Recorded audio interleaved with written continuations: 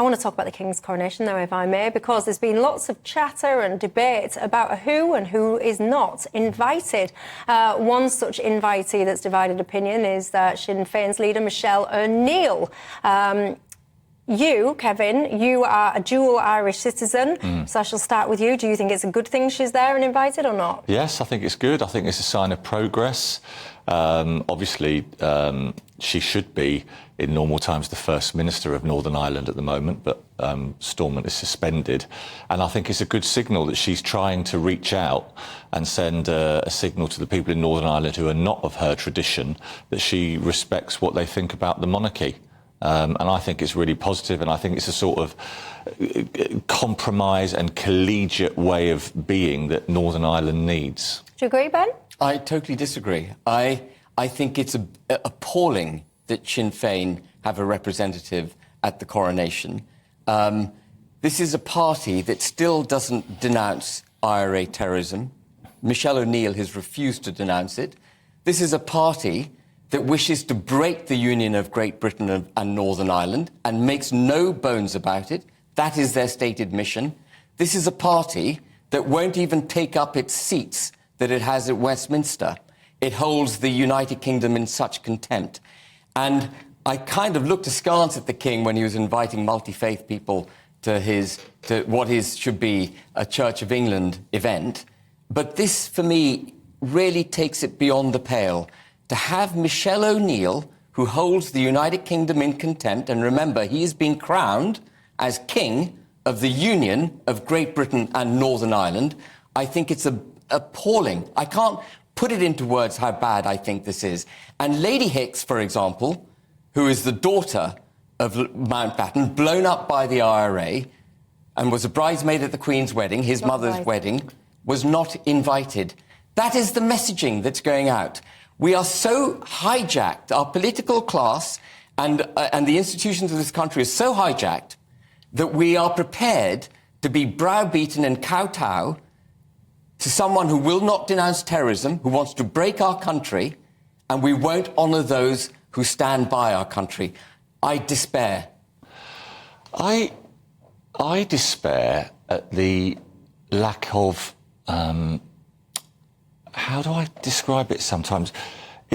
What you say and how you say it is so strident, and you make no mention of the fact that Northern Ireland has got a huge number of people who voted for her party. Northern Ireland is part of the United Kingdom and rightly should stay so until or if such time a majority of people vote to leave it.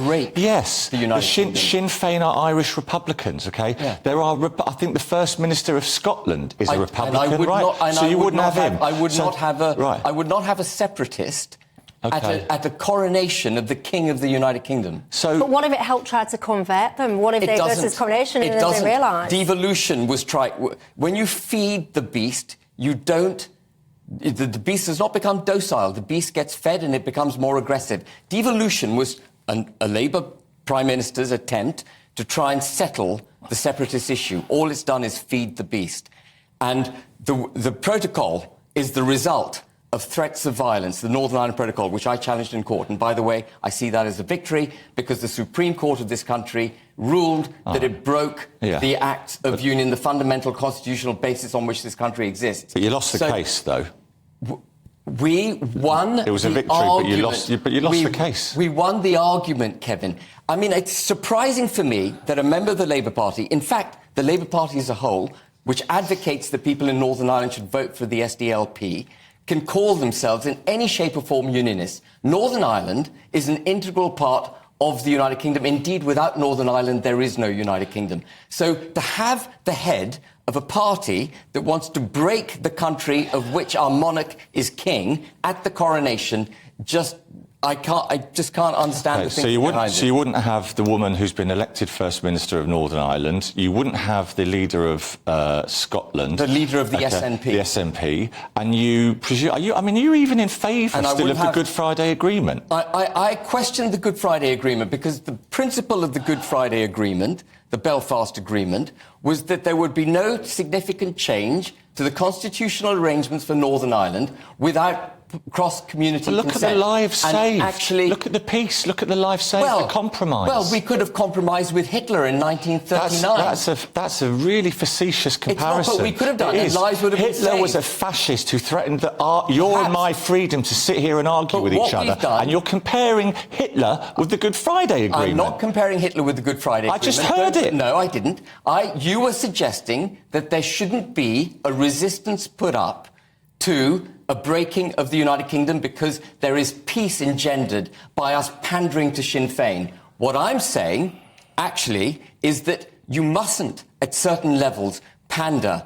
You mustn't pander to threats of violence. Absolutely. No one's pandering to threats of violence by inviting the First Minister to the Coronation. The reason we got the Anglo-British agreement in 1985 is because it's the first time, after the Brighton bombings, Margaret Thatcher was cowed to some extent by terrorism.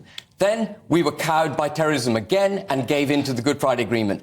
And the threats of terrorism from Leo Varadkar resulted in the protocol being agreed. There were terrorists on all sides. I'm sorry to interrupt you, but there were terrorists on all sides. Loyalist, Republican. There was violence. The British Army, and I love Britain. I love our military. But the British Army shot dead innocent civilians in Bloody Sunday. There was terror and tragedy on all sides. Absolutely. And the Good Friday Agreement, by compromise, made peace. What it did was forgive terrorism and hold unionists to account. It was iniquitous in the way that it was put in place.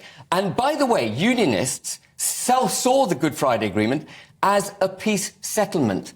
The Republicans and the Nationalists didn't.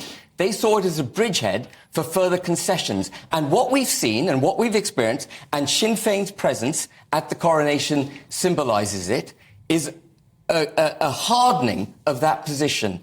The unionists are being sat on by Westminster, being sat on by the institutions in this country, and succour is being given to separatists. And that's abomination for me. I'll just say that 69% of people in Northern Ireland think that the Windsor framework should be given a go and would make things better. 66% of people want Stormont to come back. I don't know where you get a Queen's University opinion poll, right? Yeah, Queen's University. Well, there you go. Well, there you go. I will leave you to make your own minds up at home.